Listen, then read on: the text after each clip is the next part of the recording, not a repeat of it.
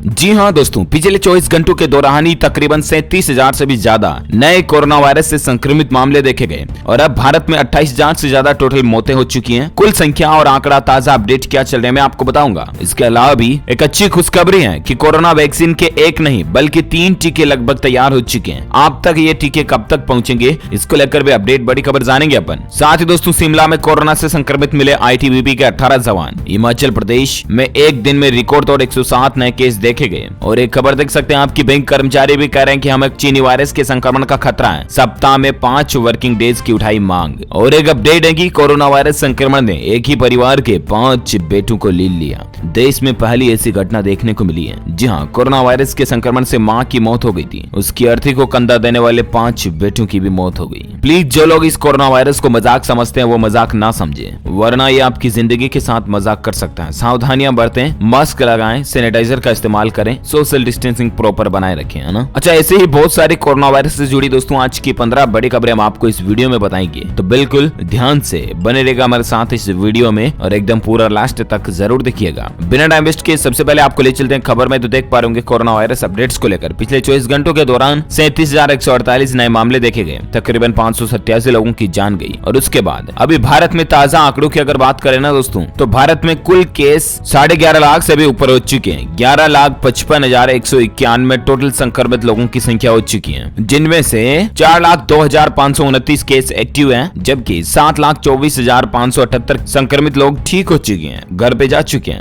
वहीं दोस्तों, corona virus से टोटल मरने वालों की संख्या 28,084 तक पहुंच चुकी है। तो ये तो रहे भारत के ताजा आंकड़े, राइट। और आइए अब नजर डालते हैं दोस्तों चीनी वायरस को लेकर ग्लोबल आंकड़े क्या चल रहे हैं। जी हाँ, तो पूरी दुनिया में टोटल संक्रमित लोगों की संख्या की अगर बात करें दोस्तों, तो वर्ल्ड वाइड 1,46,08,000 से भी ज्यादा लोग संक्रमित हो चुके हैं। वहीं 82 लाख लोग रिकवर्ड भी हो चुके हैं, जबकि टोटल संक्रमित लोगों में मरने वालों की संख्या 6,08,420 हो चुकी है। तो ये तो रहा ग्लोबल दुनिया भर का आंकड़ा, ये वर्ल्ड वाइड है ना। अमेरिका में 38,95,000 संक्रमित है, ब्राजील में 21,18,000 संक्रमित है, और उसके बाद तीसरे नंबर पर हमारा भारत ही आता है, जहां टोटल 11,55,000 संक्रमित है। अपने आप में दोस्तों सोचने लायक और विचारणीय प्रश्नवाचक चिन्ह बनता है कि दुनिया भर में भारत तीसरे नंबर का वो देश है जहां सबसे ज्यादा कोविड-19 संक्रमितों की संख्या चल रही है। एक वक्त था दोस्तों जब भारत दुनिया में 7वें, 8वें, 10वें नंबर पर था, फिर उसके बाद 6ठे, 5वें, तीसरे, चौथे और आज तो तीसरे नंबर पर है। जरा देखिए, यानी कि भारत में संक्रमित मामलों के बढ़ने की संख्या का ग्राफ कहीं ना कहीं देखा जाए तो इस रेशियो में ऊंचा दिखाई दे रहा है। हम सभी को सावधानी रखने की जरूरत है, मिलकर लड़ेंगे तभी इससे लड़ाई संभव है। I hope you will follow all instructions, right. चलिए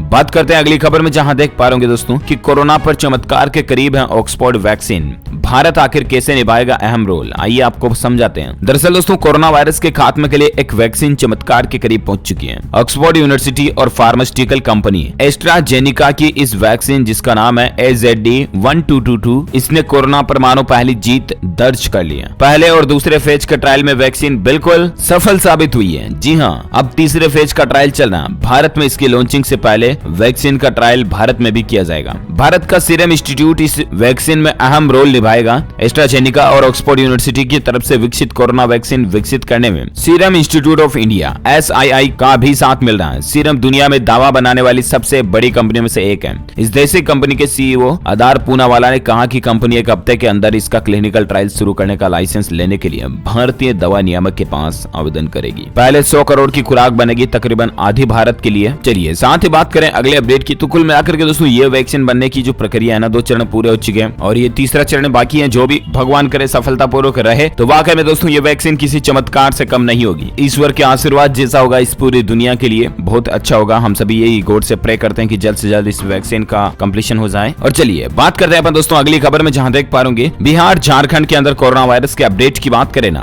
तो बिहार में कोरोना मरीजों की संख्या 27,000 के पार पहुंच चुकी है। सबसे ज्यादा मरीज कुछ जिलों में है, डिटेल्स आप जिनकी देख सकते हैं स्क्रीन पर। चलिए वहीं अगली खबर है कि कोरोना वायरस के इलाज में बड़ी सफलता का दावा कर रही है कोविड-19 की दवा SNG001 से 79% तक चीनी वायरस का खतरा घट चुका है। वैक्सीन को लेकर एक और अच्छी खबर है दोस्तों की किलर कोरोना वायरस से जूझ रही दुनिया के लिए एक अच्छी खबर है। ब्रिटेन की दवा कंपनी सिनेर्जेन ने भी सोमवार को खुलासा किया कि उसकी इंटरफेरॉन बीटा प्रोटीन पर आधारित दवा SNG001 से कोरोना के मरीजों को काफी फायदा हो रहा है। यही नहीं, हालिया के ट्रायल में इस दवा के इस्तेमाल से अस्पताल में भर्ती मरीजों को ICU की जरूरत भी बहुत कम पड़ रही है। तो ये भी वाकई में एक अच्छा अपडेट है वैक्सीन को ही लेकर। साथ ही खबर देख सकते हैं कि कोरोना पर अमेरिकी राष्ट्रपति डोनाल्ड ट्रंप ने चीन को एक बार फिर से खरी खरी सुनाई है। और अब आखिर क्या कहा, तो मैं बता दूं आपको कि कोरोना वायरस को लेकर अमेरिकी राष्ट्रपति डोनाल्ड ट्रंप ने चीन पर एक बार फिर हमला बोला। जब से आपको पता होगा चीनी वायरस की महामारी चीन से फैली, उसके बाद से अमेरिका के राष्ट्रपति डोनाल्ड ट्रंप तो डायरेक्टली या इनडायरेक्टली चीन को खरी खोटी ही सुनाते रहते हैं। और ऐसे में डोनाल्ड ट्रंप ने एक बार फिर से चीन के ऊपर निशाना साधा। अमेरिकी राष्ट्रपति ने कहा दोस्तों कि चीन यदि चाहता तो वायरस को रोक सकता था,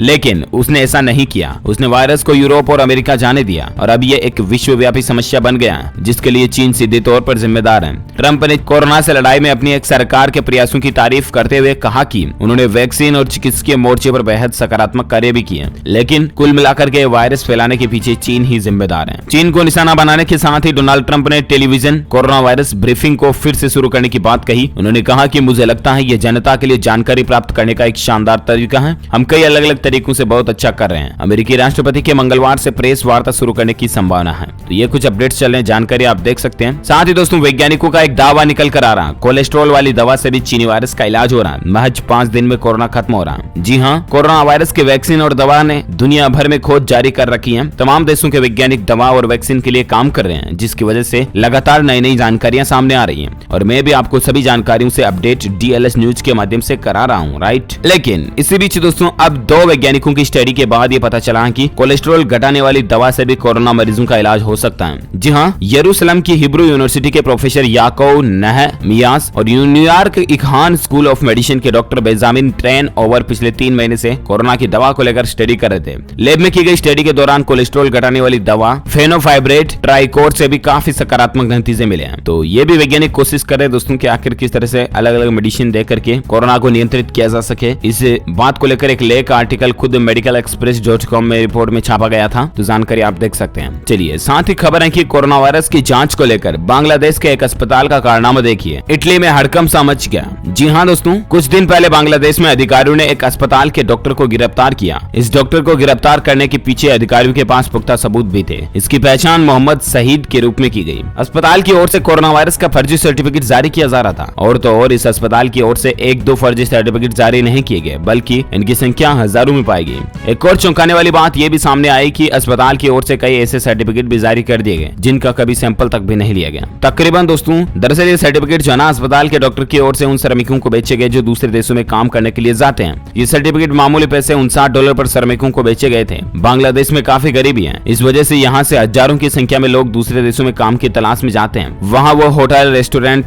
मॉल्स, ग्रोसरी की दुकानों और तमाम जगहों पर काम करते हैं। उसके बाद वहाँ से कमाए हुए पैसों को अपने देश बांग्लादेश भेजते हैं, जिससे कि वहाँ उनका परिवार पल सके। उन पैसों से बांग्लादेश सरकार की अर्थव्यवस्था भी चलती रहती है। तो दोस्तों ये इतना बड़ा फर्जीवाड़ा देखा गया, इसमें तकरीबन 10,000 से भी ज्यादा श्रमिकों को कोरोना वायरस की फर्जी रिपोर्ट सौंपी गई। अब दोस्तों अगर वे श्रमिक कोरोना वायरस से पॉजिटिव पाए गए तो वे तो बाहर जाकर संक्रमण फैलाने ही वाले हैं, जबकि उनके पास नेगेटिव की रिपोर्ट है तो उनको कोई कहीं जाने से मना भी नहीं कर सकता। तो ये कुछ मसला चला था। बांग्लादेश के अंदर एक डॉक्टर को फिर गिरफ्तार किया गया वगैरह वगैरह। ये मरीज जो ना ये ज्यादातर इटली में पहुंच गए थे, है ना, जो कि फर्जी कोरोना की रिपोर्ट वाले मरीज इटली में पहुंच गए। इसके चलते इटली में हड़कंप समझ गया, फिर ये बात का पता चला तो, है ना। चलिए साथ ही जैसा कि मैं आपको शुरू में ही एक खबर का अपडेट बता रहा था, कोरोना वायरस संक्रमण ने एक ही परिवार के 5 बेटों का जीवन छीन लिया। देश में पहली ऐसी घटना देखी जा रही है। जहाँ चीनी वायरस का कहर वैसे तो प्रतिदिन बढ़ रहा है, लेकिन किन्हीं किन्हीं परिवारों के ऊपर ये इतना बढ़ रहा है जहाँ हैरानी होती है। जिस घर में कुछ दिन पहले सहनाई गूंज रही थी, आज वो हंसता खेलता पूरा परिवार ही तबाही के कगार पर पहुंच गया। एक ही परिवार के 5 बेटे काल के गले समा गए, जबकि छठा बेटा जिंदगी और मौत से जंग जूझ रहा। मीडिया रिपोर्ट्स के मुताबिक दोस्तों धनबाद के कतरस इलाके में रानी बाजार में रहने वाले एक ही परिवार के 6 सदस्यों की कोरोना संक्रमण के चलते मौत हो गई। हालांकि मेरा मकसद आपको कोई डराना या आपको ऐसा दहशत देना नहीं है दोस्तों, मैं सिर्फ आपको खबरें इसलिए बता रहा हूँ ताकि आप खुद सावधान रहें, अलर्ट रहें। जो बाहर बाजार की सिचुएशन चल रही है उसके अकॉर्डिंग आप पहले से ही सेफ रहें, अलर्ट रहें, सावचेत रहें। प्लीज आपसे रिक्वेस्ट है कि घर से बाहर जाते समय मास्क जरूर लगाएं। मास्क के अलावा सोशल डिस्टेंसिंग बनाए रखना आपकी जिम्मेदारी है और समय समय पर अपने हाथों को धोते रहें। दिन में कई बार जब भी घर से बाहर आए तब स्पेशली अपने हैंड वॉश करें। अच्छा, इसके अलावा जैसा कि अपडेट है कि बैंक कर्मचारी भी कह रहे हैं कि हमें भी कोरोना वायरस के संक्रमण का खतरा है।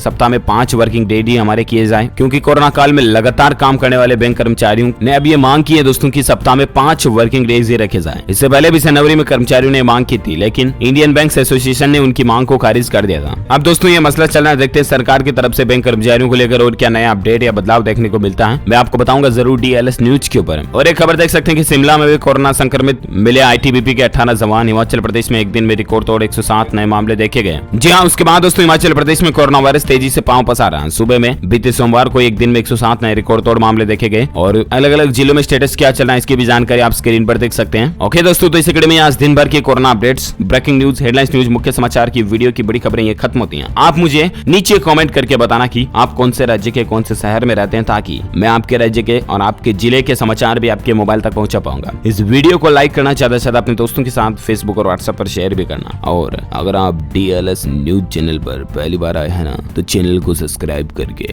बेल आइकॉन जरूर दबा देना, ताकि आपको रोजाना की ताजा अपडेट्स तुरंत आपके मोबाइल पर मिलते रहेंगे। Thank you, take care, goodbye, जय हिंद, जय भारत, वंदे मातरम।